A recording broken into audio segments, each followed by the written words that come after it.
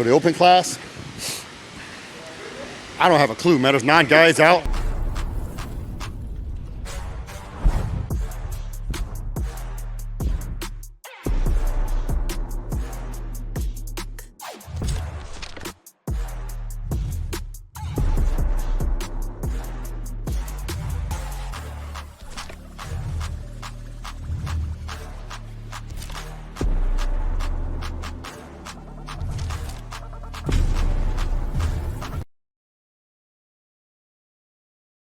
Here from Orlando, Florida, alongside the technician Cisternino, I'm Siddique Farooqi, welcoming you to our coverage of the 2023 Olympia live from Orlando. Our coverage, of course, presented to you by MuscleTech. Chris, you as a bodybuilding lifer, for as many years as you've been a participant in the sport, as a coach, as an analyst, as another Olympia weekend, what excites you most coming into the 2023 Olympia weekend? You know, the challenges that Hottie Chupin is up against.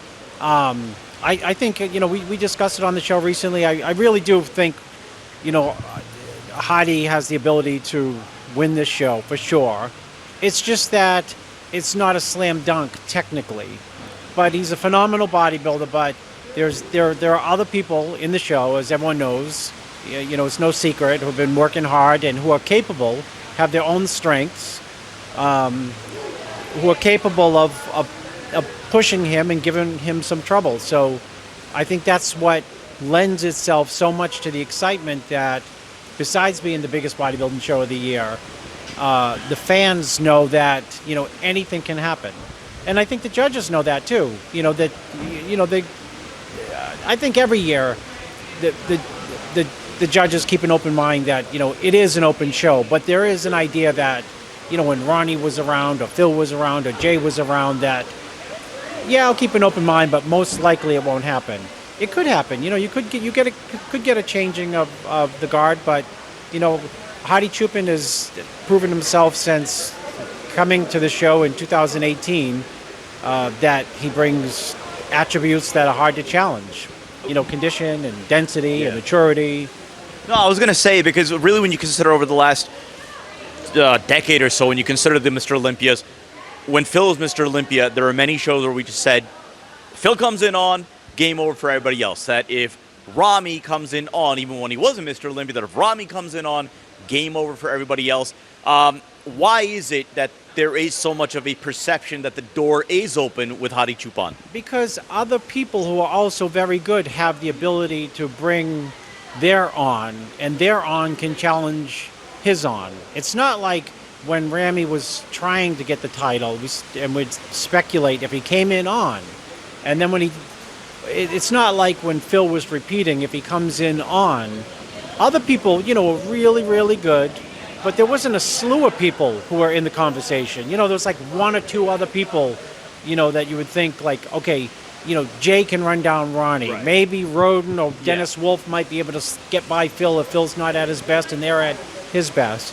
This show, I think, you know, that other people can bring their on version, and even if Hottie is on, still, you know, get a good strong look. Well, I think one of the biggest storylines, obviously, you know, occurring yesterday and really starting this Olympia on a bit of a sour note, and that is the omission of Nick Walker having to withdraw yesterday, releasing the video saying that he sustained a torn hamstring, and that happened quite a few days ago, a few days prior. They tried to battle through, but obviously bodybuilding, the Olympia stage, going to be deprived of the Nick Walker experience. Yeah, you know, it's too bad for the fans, and it's too bad for Nick, and too bad for the people who support Nick, including his sponsors. It's too bad for the promoters. It's too bad for the judges, you know, because we want to see, you know, it's so terrible. Because could you imagine if he was out, and who was second last year? Derek was out. My God, the show just went, you know, just changed the tune. So to have such a headliner in terms of physique, headliner in terms of personality, headliner in terms of fan support, out of the show last minute, it's just a downer for everybody. And it's terrible because you know, you could just get the feel that, you know, Nick was all in. Yeah. And that and Matt Jansen released some of his progress pictures. Yeah, So you got an idea. Yeah, and so it shows that he was all in. And then, you know, to take someone out of there, at that caliber, out of that first call out, because it was a slam dunk 100%, guaranteed, first call out and win some shots. There's always shots that Nick is going to dominate other people on. He might not have the prettiest front double bicep, but you could argue his front double could beat Hottie's front double. That's the first pose that judges look at, for a front double bicep. He's got monster, arms. So it just, it's a shocking turn of events, for the show. When you consider what we're looking at as far as, I guess now, without Nick Walker, the candidates to potentially dethrone Hottie, I mean, it is such a mixed bag, right? Because when you consider this show features the man who beat Hottie in 2019 en route to winning the Olympia in Brandon Curry, but then you have such a variety in different physiques, the likes of a Samson Daa, the likes of an Andrew Jack.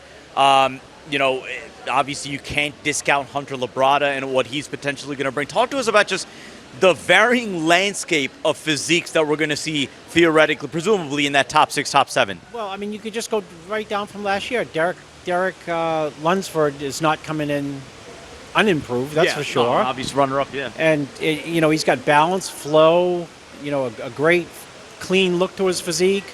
That's always attractive. You got Samson, who, probably going to be the heaviest guy on stage with height. You got Andrew with height and roundness. You got a Hunter Labrada, who his place is high as 4th in this show. Right. Not really with any of the tools that he has now. Yeah. So this is a way better version. For me, he's like a dark horse because he's not as thick as Nick Walker. But he's very polished. He's got a lot of width, which I think people don't really get. Especially in the back, like you saw in Texas. And when you see him, close, he's got very big legs. He's got big arms. He's got certain shots that he looks exceptional in. So, people are talking, about a lot of people, but right. I think Hunter deserves a little bit more, analysis than he's probably getting. You got Brandon Curry. A lot of bodybuilding shows, I hope they get it right here.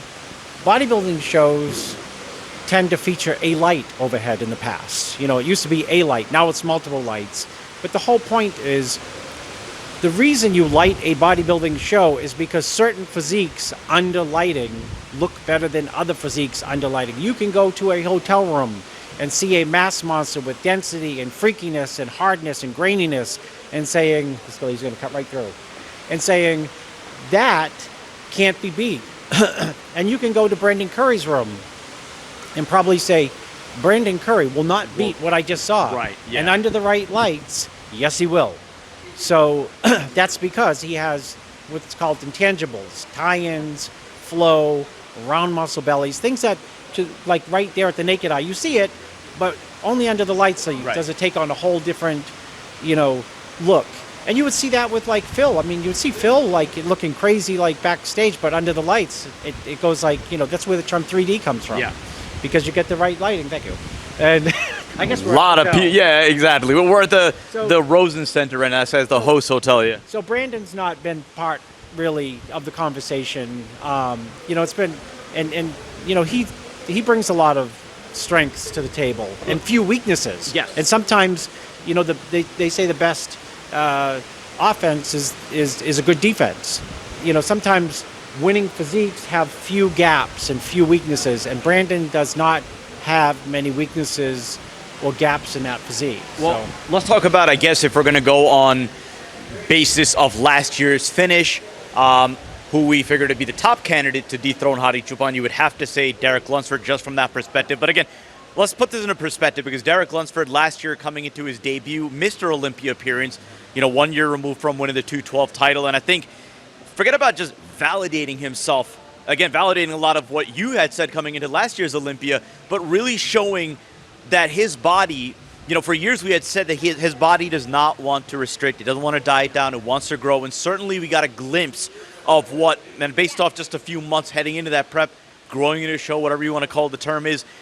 But you have to like what you have to be excited just based on what you saw out of him in that sample size.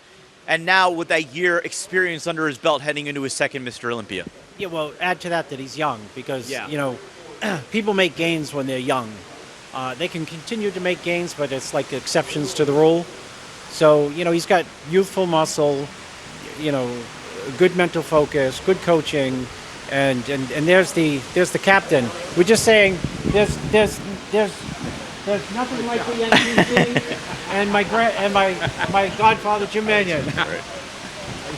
Good. Okay, super. Yeah. Okay. We're trying to make predictions. About diet. We're live right here. Well, we're not live, but we're recording. Huh?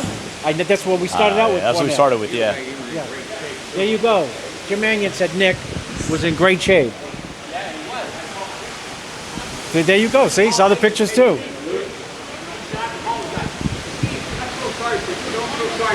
Yeah. Of course.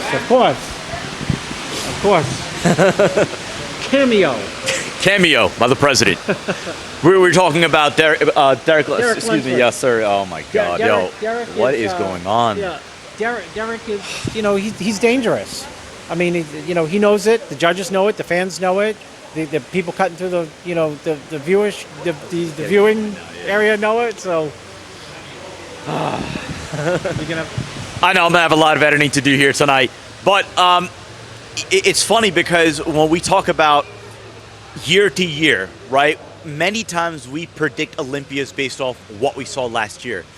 But then you fast forward just a few weeks after that last year's Olympia, you had the Arnold Classic, and it was a totally different, complete flipping of the script. Samson Daa, top 6 at last year's Olympia, goes on to win, and now you could very well say he's the trendy pick coming into this year to win the Olympia.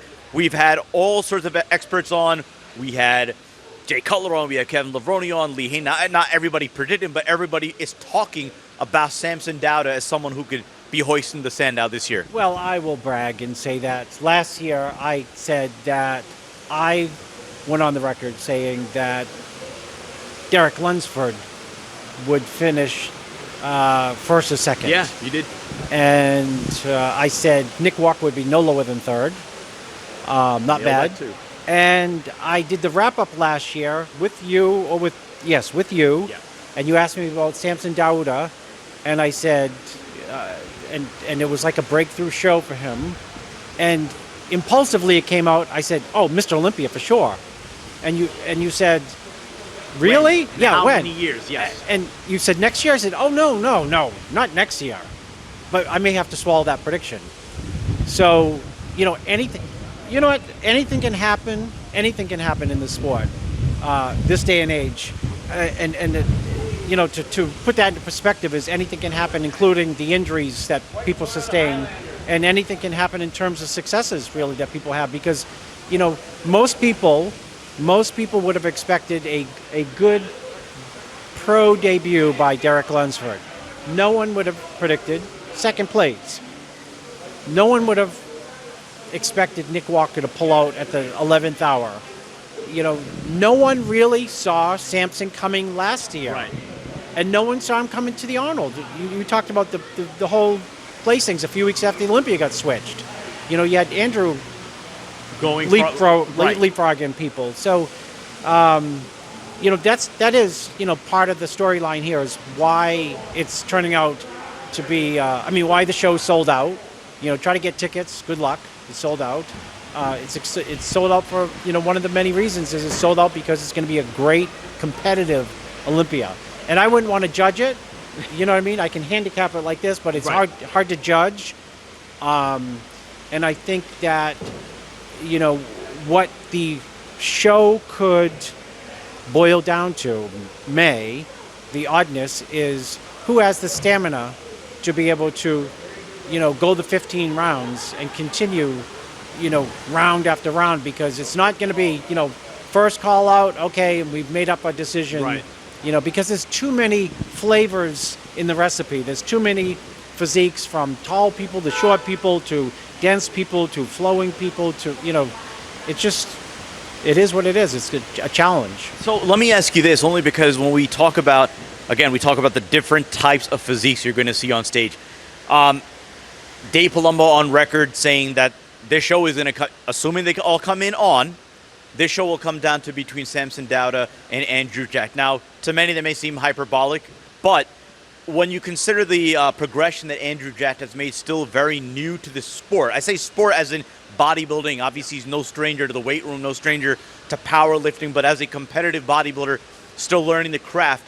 And we have seen, major leaps, over the course of the last 2.5 years. What can you tell us as far as a preview, what we can expect, maybe different to what we saw at Texas, at the Arnold Classic that we're going to see here this weekend?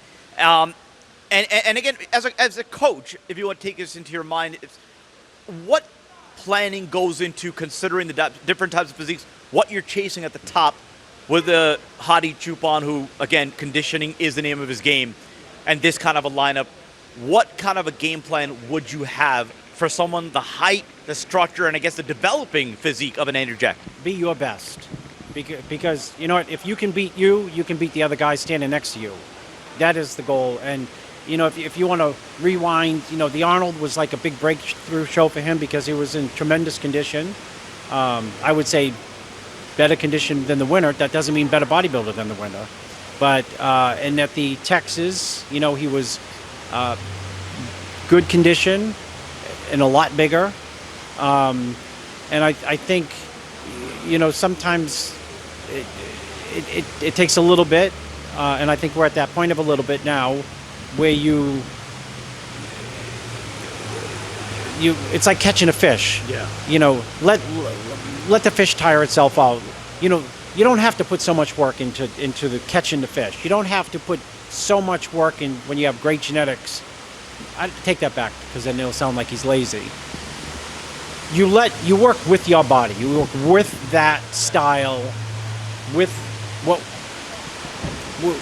envision what would the best look for Andrew be, and that's probably a combination of overwhelming size with really good condition to highlight that size, juxtaposed with peeled out of your mind at the Arnold, because obviously it worked, but you walk away in third place and not first place. Right. So you have to make adjustments, and the adjustment is allow your body to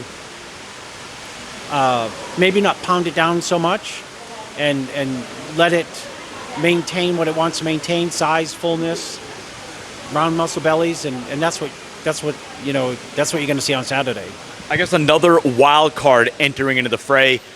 Many have him as a wild card for the top 7, and obviously now with no Nick Walker, potentially a wild card for top 6. I just saw him a few minutes ago here at the Rosen Center, and I mean, the guy looks like an absolute walking mountain, and that is Michael Kroso. Last year making his debut Olympia appearance, and I almost feel like, I know we mentioned this earlier on Iron Debate, that I feel as if more people were talking about him last year, maybe because there was a little bit more of an intrigue, more of a, you don't know what you're going to see on stage.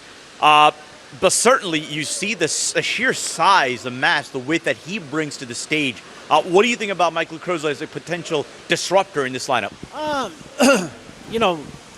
Bodybuilding is a sport of contrast. You have to see him next to the other people, but he's got width, he's got the pecs, he's got the shoulders. He's got a few gaps there, and the gaps being he's got a longer torso, and the only way you can rectify that is coming in really, really big, so that it's not noticeable. But when you come in really, really big, does just your upper body take benefit from coming in really, really big and not the legs, because his legs are a little undersized. So, if he comes in 10 pounds bigger, genetically, it's not going to land on your legs. The only way you're going to get bigger legs is go to the internet and find out from the internet trolls how to build big legs. The vulnerabilities there for him to really push hard is, I think, from the waist down, not the waist up. So He's got like I said, the big side chest, the big frontal bicep with the longer torso. He's got a good back development, but again, it's on a little bit longer torso, so it might, throw off. He'll be challenged to break into the top 6. I was going to get a thought from you on 212, but on Heavy Muscle Radio earlier this week, you pretty much said that's the lock of the weekend right here. It's Sean Clarita, and he, in your words, in terms of density, in terms of the complete package, is 2 years ahead of the next guy. Yeah, he won't be challenged. He won't be challenged. He'll get straight first. Without a doubt, it'll be a slam dunk for him. The only people who are going to challenge him going forward is if somebody in the 212 division comes in with a really blessed flow and shape. Somebody smaller and less dense can beat him. What's not going to beat him is just muscle, because if you find somebody with a ton of muscle, they're probably going to be blocky, and Sean's not blocky. No. So by definition, he's going to end up beating whoever that person is. So the only way he gets unseated is with a beautiful, special, flowing physique. All it has to be is separated, deep lines. Doesn't have to be gnarly. Doesn't have to have tons of muscle maturity. And I don't see anyone on the horizon where you say like, "Wow, look at that Wheeler type physique." You know what I mean? Right, yeah, he's only 192, but boy, he looks huge. It's not happening. Obviously, classic physique, the division that has been absolutely owned by Chris Bumstead, undisputed face of the division. But then you start to wonder, how long is this reign going to last? Obviously, you have the likes of a Ramon Dino, and we're going to get an update from you. Urs Kalasinski. You have some exciting international prospects coming. Vahid Badpai from Iran. Laszlo Kirali from Hungary. I think he's 19 years old. A lot of people very high on him. Reminiscent of physique like a Bumstead, maybe a younger version. Obviously, you have the ever-dangerous Terrence Ruffin coming off his win of the Dubai Pro. You have, who am I forgetting here? Wesley Vissers out of the Netherlands. Handicapped this division. Obviously, Chris Bumstead has really established himself a notch above everybody else. But again, you have the young gunners in an Urs, in a Ramon that have been nipping on his heels. Yeah, I think the people chasing him will still be the same group. It's going to be Ramon, Urs, and Ruffin. And maybe throw in a couple of names that you had mentioned. But one, they have the experience. Two, they have the confidence. Yeah. And three, they have the bodies. How much does the weight, the increase in weight, yeah. How does it affect favorably Urs, Ramon, and Rough Diesel? We're going to have to see. I mean, I was impressed I thought this was the best Rough Diesel to date, whatever, when he was in Dubai. I thought he looked fantastic. So obviously it's helped him. But you're up against,